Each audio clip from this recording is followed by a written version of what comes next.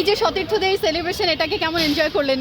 ডিম না, এটা আমি আসলে এক্সপেক্ট করি না, কারণ আমি অলরেডি মানে রুমে গিয়েছিলাম, এখানে গোসল করছিলাম, তো আমি মনে করছি আমি বাসায় আস্তে আস্তে চলে যাব, তারপরে ওরা ডাক দিয়েছে। তাহলে কি এটা এনজয় করেননি?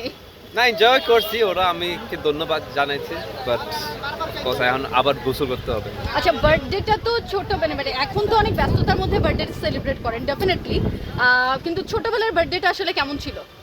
ছোটবেলা আমি মানে অনেক সকালে উঠলাম, মানে সকাল সবসময় 6টার সময় উঠলাম, মানে মার রুমে ডাইরেক্ট গেলাম, ওই সময় কি কি কিনছো এরকম ছিল, আর মা সবসময় নিজে কেক বানাইছে, তো এটা মিস করবো আজকে, বাট আমার ফ্রেন্ডস আছে এখানে, তো ওদের সাথে এনজয় করবো। আরো কি স্কেডিউল আছে কিনা? আরো তো নিশ্চয়ই এখান থেকে বের না, হয়ে আজকে আমার ক্লাস ছিল 7টার সময় সকাল, সো আমি একটু টায়ার্ড, আমি বাসায় যাবো, ঘুমাবো। জামাল ভাই, বার্থডের দিন আসলে ফুটবলের জন্য সমর্থকদের জন্য কোনো উইশ থাকবে নাকি আপনার?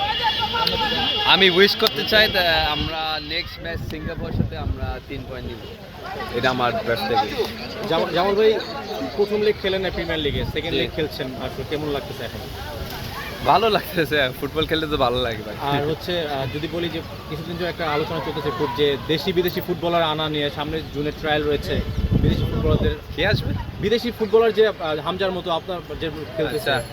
তারাও আসতেছে আর আসার ট্রাই করতেছে, আচ্ছা। এই জায়গাটা কিভাবে দেখছেন আপনি? এটা তো একটা পজিটিভ জিনিস, ওরা আসতে চায়, ওরা বাংলাদেশের জন্য খেলতে চায়। এখন আমি জানি না কে কে আসবে,